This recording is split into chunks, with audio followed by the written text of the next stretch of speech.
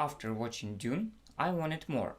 I searched for a commentary version, but couldn't find one, so I decided to make my own. But first, a quick introduction. My name is El. I am editor, cameraman, sound designer, director. Big words, but I'm just doing the work behind them. I've been working in content creation for a long time. My official timeline, the videos I can actually showcase in my portfolio, starts in 2017.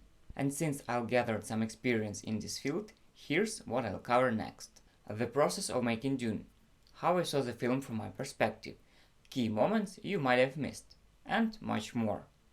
We'll go in chronological order. I figured this structure would work best. It allows me to cover different aspects within the same sequence. All set, let's dive into the breakdown.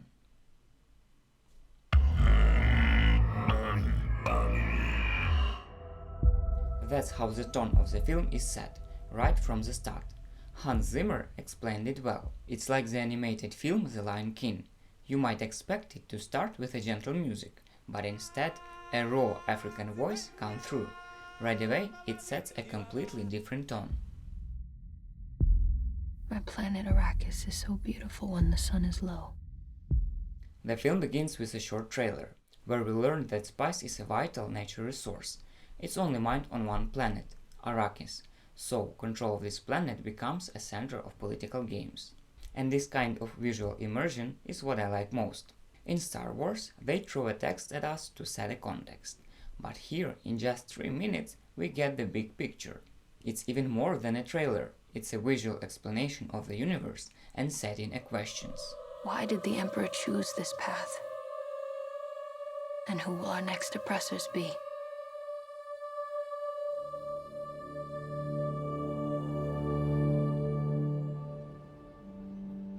Paul Atreides is the main character, through whom we'll experience this story. The film introduces a concept called the voice, which is a trained skill to control others' behavior. And we see it in action. But the way they show it... Give me the water. The oof oof before the action signals that he's still learning. And then the delay reinforces his uncertain control over this technique. A simple but effective choice. And why I'm focusing on this small detail, I'll explain it later. Bene Gesserit skills take years to learn, Paul. For the Fremen, spice is the sacred hallucinogen, which preserves life and brings enormous health benefits. The encyclopedia narrator is played by the film's editor, Joe Walker. For the Imperium, spice is used by the navigators of the Spacing Guild. Without spice, interstellar travel is impossible, making it by far the most valuable substance in the universe.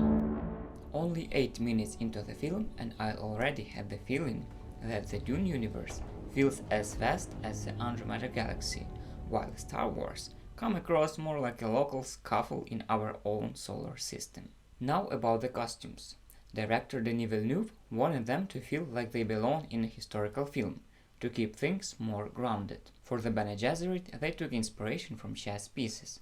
Frank Herbert loved chess, and it fits. They're all about strategy, calculation, and playing the long game.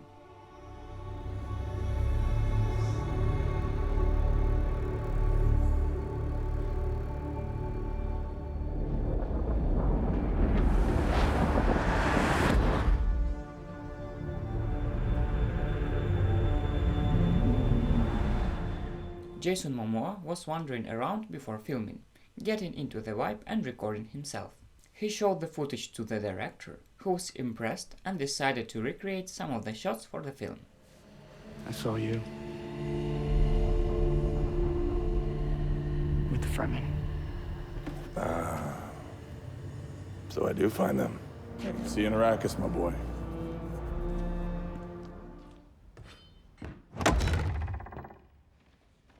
That's rude.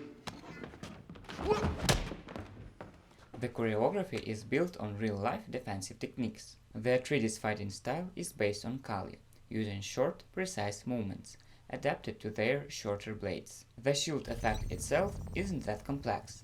In fact, with the right approach, you can recreate it without heavy CGI. And setting up these details early makes later action scenes hit harder. I'm pointing this out to show how easy it is to overcomplicate things, which is exactly what happened in the original Dune. Cringe detected? Let's move on.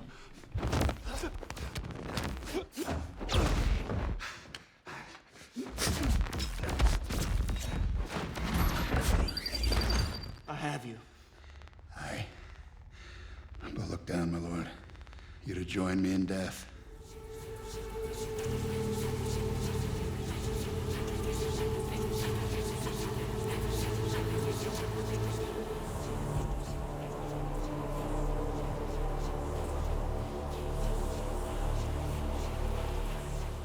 The Gom Jabbar test is a way to determine whether someone can overcome their animal instincts. It's interesting to see the concept of library in a sci-fi movie far in the future. The empty space in the frame isn't just there by accident, it serves a purpose. It should be filled. The editing also subtly tells us something is off. Here's the original sequence. Paul arrives. We see a shot of him walking, but then we see him again. Yet he hasn't actually moved. Shout out to Thomas Flight. I didn't catch this myself at first. You dismissed my mother in her own house. Come here. Kneel. That was the right voice, the voices of the ancestors. And it hits hard, especially against the backdrop of Paul's first scene. They made more impact, adding a bass and a sub-bass layer.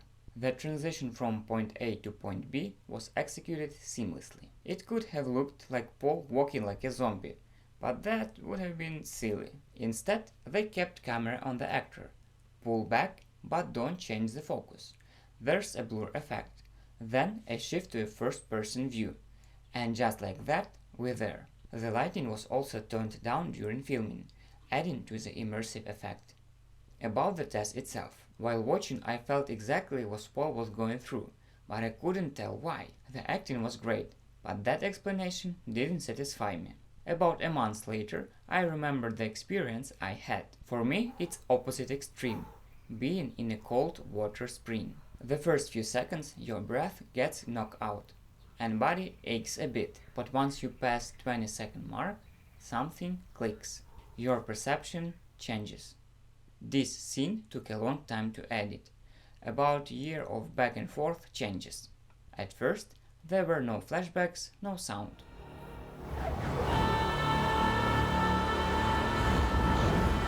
Enough.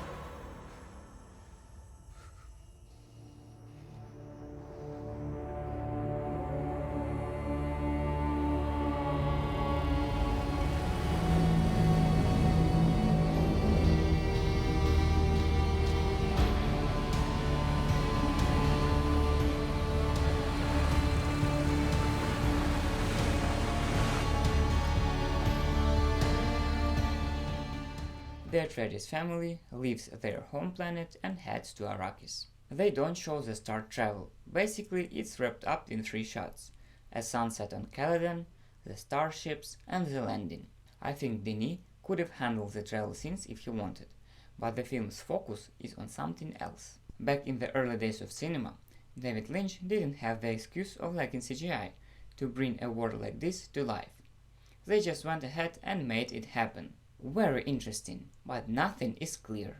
Now let's back to the newer Dune. They built a landing tarmac the size of 2 football fields.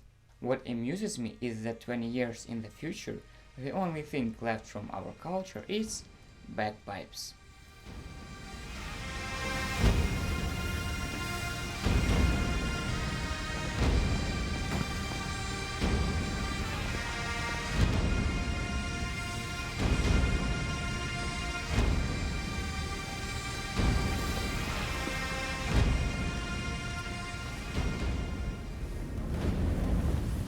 The flying machine is called an Ornithopter.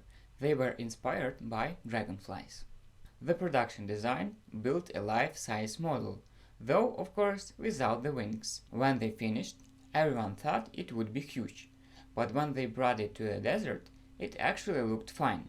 VFX studied the mechanics of helicopters, dragonflies, and other creatures to understand the movement and aerodynamics needed. Eventually, they relied on fast-moving creatures like hummingbirds for inspiration, which helped the team achieve the necessary speed and wing motion for these massive vehicles. When the ornithopters took off, they filmed how helicopter rises. Sometimes they replace the helicopter, other times they use it as reference.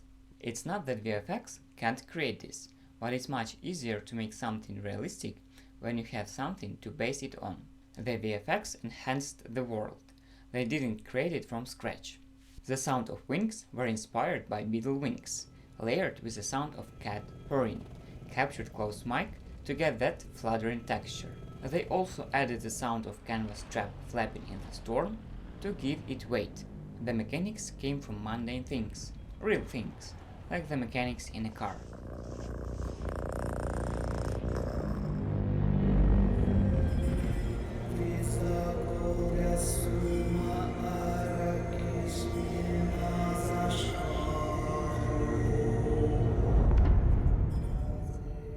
Scene like this could easily be cut, but then with loose details. It's that curiosity of Paul that will later save him in the desert. It's all about world building. Should we remove them? Save the water? No. These are sacred. Old dream. Stop there. Hey! Hey!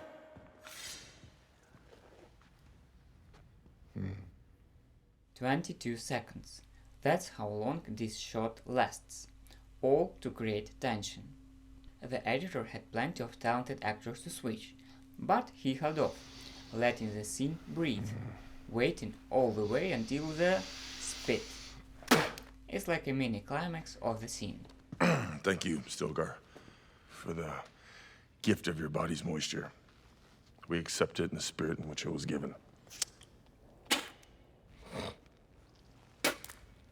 I'm glad you've come.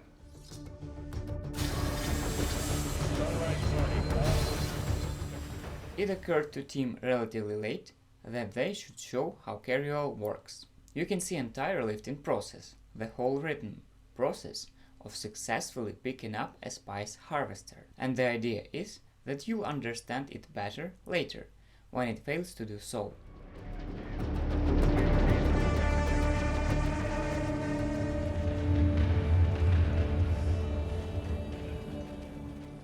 Welcome to Arrakis. You're the Imperial ecologist. Thank you for the stillsuits. The stillsuit is the most important costume in the film. It turned out practical, durable, and didn't fall apart or anything. Personalized talismans were added to give each one a unique touch. They also added some sand-colored elements, so that when the fabric moves in the wind, it looks beautiful. Well, with your permission, sire, I must check the integrity of your suit. Oh. It's all right. It's all right.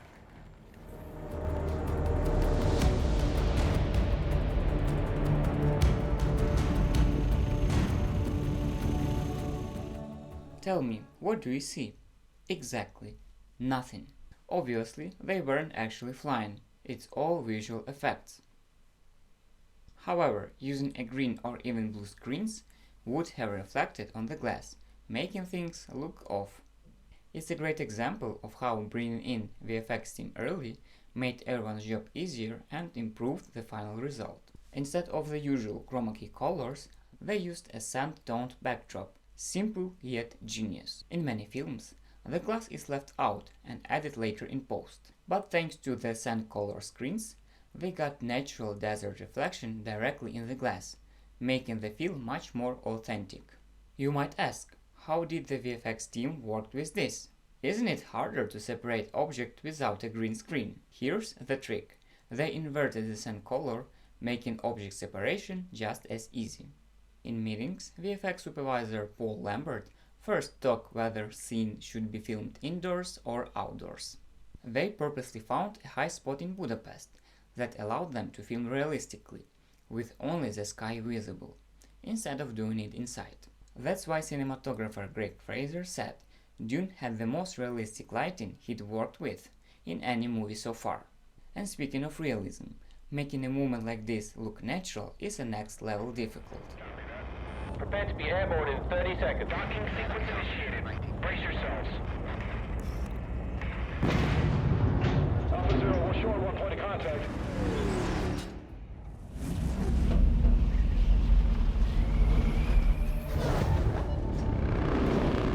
This is Duke Lato and Radiant.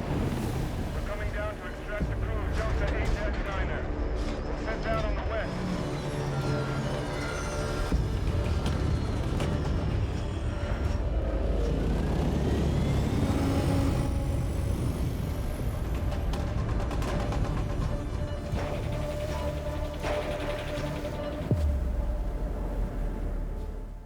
Establishing the world using sensory imagery, focusing on how Dune feels, explains Joe Walker. Those images tap into the older parts of the brain, not necessarily the language processing ones. And they are all very physical. Most of you have probably touched sand before. You know what it feels like. Or take the scene on Caladan, where a hand in the water.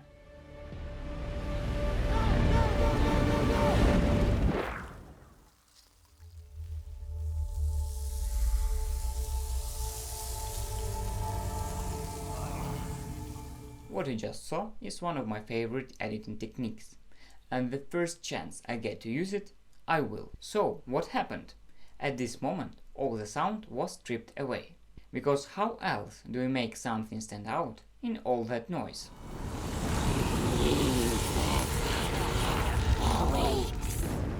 And once again, we hear the voice. As you can see, it's evolved from practical skill into something more. It's like storytelling now. It took 1.5 years to develop. Mark Mangini and the sound team began working on their ideas earlier than usual. They started during the film's production. This gave them time to experiment.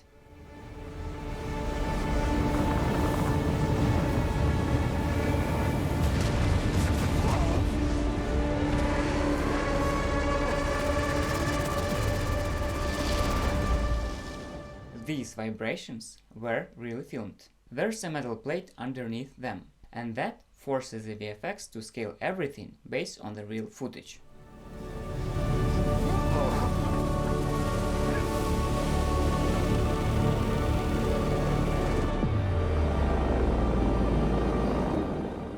Let's talk about the worm in the room.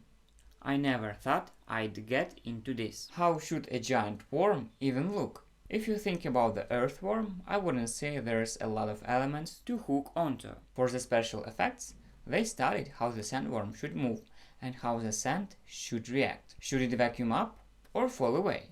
The sound team had their own challenges. They realized that the best way to explain how the sandworm accelerates so quickly across the sand is through vibrations. That became their mission, to capture that feeling. And the last thing was the director's vision of the contrast between sound and image. As the worm approaches, we hear the sound of a small thing moving, but the scale is on a completely different level.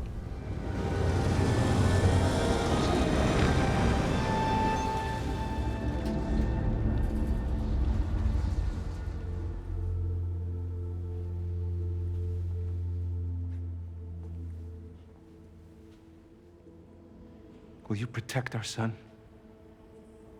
With my life. I'm not asking his mother, I'm asking the Bene Gesserit. Jessica always has to prioritize who is she, woman, mother, or witch. In this moment, the sound design helps show this. When she's talked to Leto, the background plays a bit of the Atreides theme, but when they start discussing Bene Gesserit, the Bene theme sneaks in. It's a very subtle moment, but it adds a layer of internal tension. I should have married you.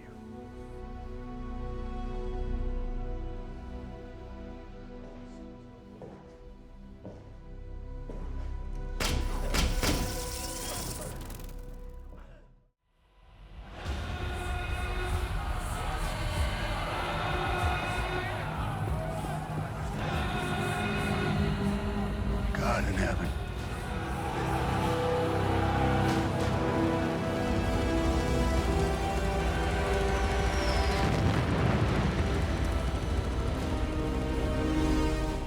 This film is consistent. Remember the shield effect on people.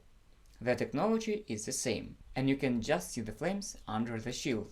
When the explosion happens, people appear as silhouettes, which is how it would actually look. This adds a layer of realism. The image feels so convincing that you don't even question the darkness around it.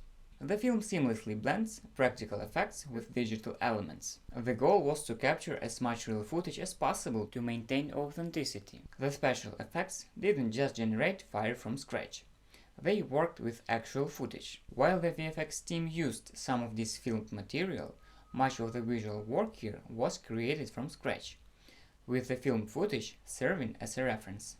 This scene is packed with effects, but why don't we feel them? The camera doesn't fly unnaturally. It stays in natural positions, more or less like it could be filmed in real life. This grounds us and doesn't distract. Even here, it looks like it was filmed from a helicopter in real life. I'm just an honor. Can't believe I'm on this movie. Oh, I'd love just to bring him coffee, you know what I'm saying? I completely agree with that. Jason, I'd love to just bring them coffee too.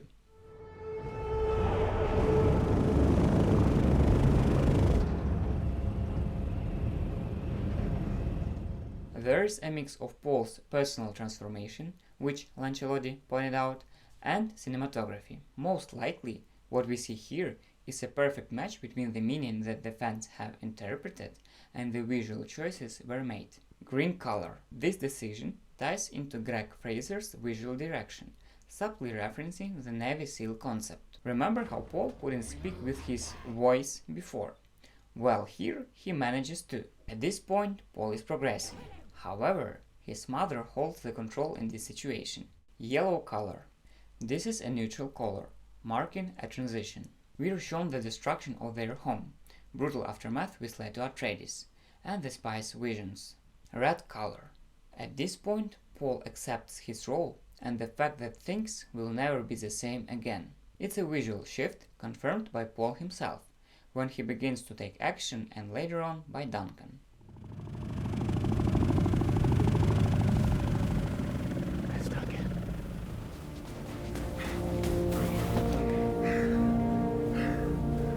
Lady, Paul, I'm so sorry.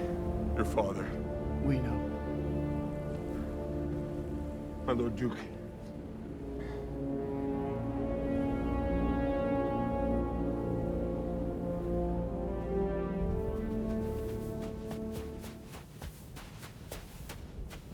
Why does this shot feel so realistic? The ship looks like it's in Paul's head.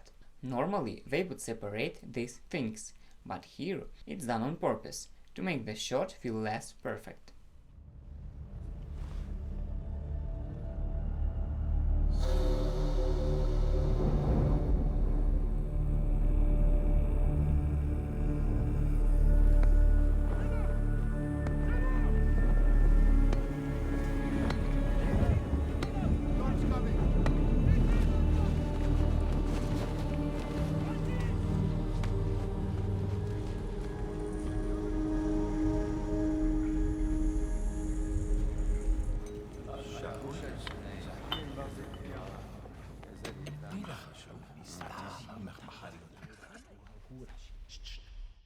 Creating such sharp shadows artificially is challenging. That shot was filmed between the pavilions. They calculated when the sun would be in the right position and had a limited amount of time for the shoot.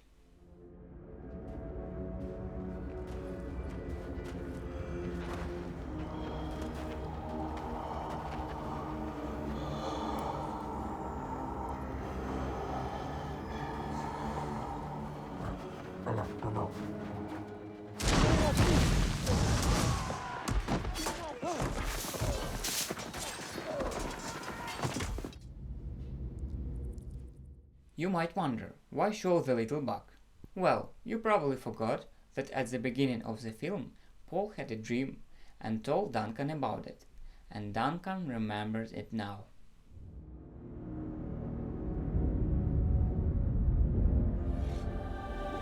No! Duncan! Oh, no! Duncan, no!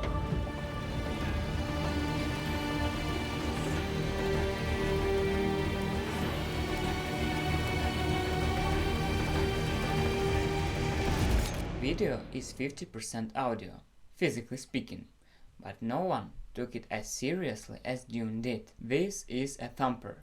To create that sound, they hit the sand with a hammer, buried microphones in the ground, and did other crazy things. That's dream job material.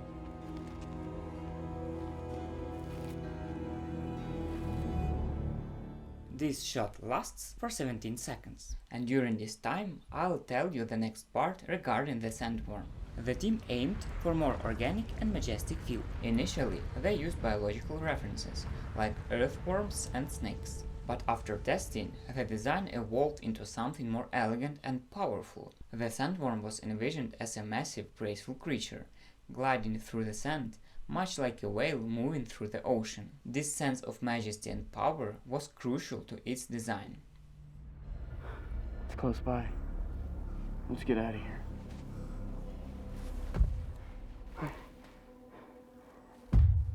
He's from sand.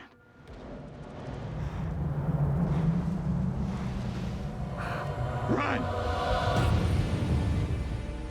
Night scenes. In movies, they can be done in many different ways.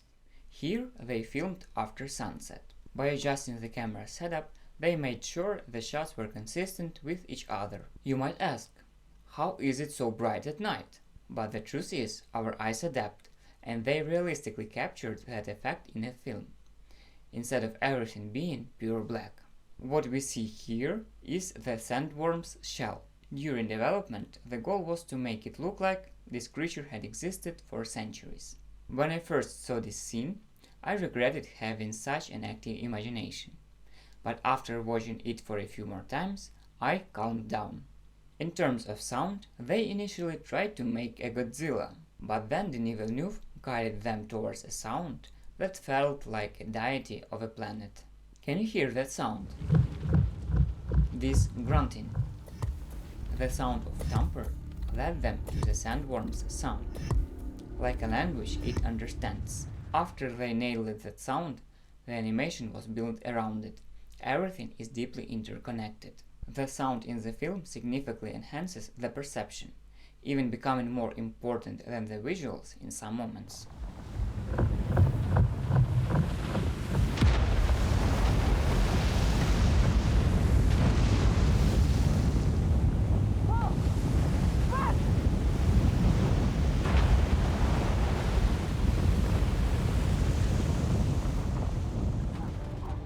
Didn't you say you were a weirding woman and a fighter? Our conversation ran short. Peace, woman. Siyasha Hakumi. Majira la Sitstabra. Rivana Lika Satsiha.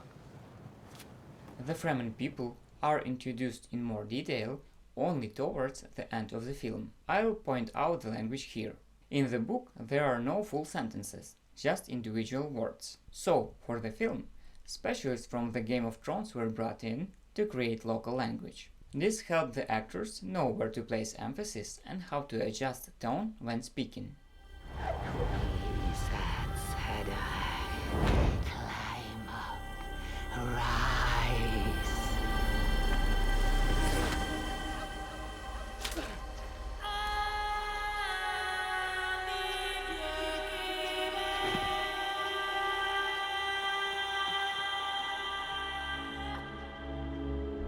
My road leads into the desert. I can see it. After the film's climactic scene, we head into the second part, accompanied by a stunning soundtrack. Hans Zimmer, like director Denis Villeneuve, is a huge Dune fan. However, he warned Denis that playing on childhood dreams was a risky move. But when the time for music came, he and his team gave their best.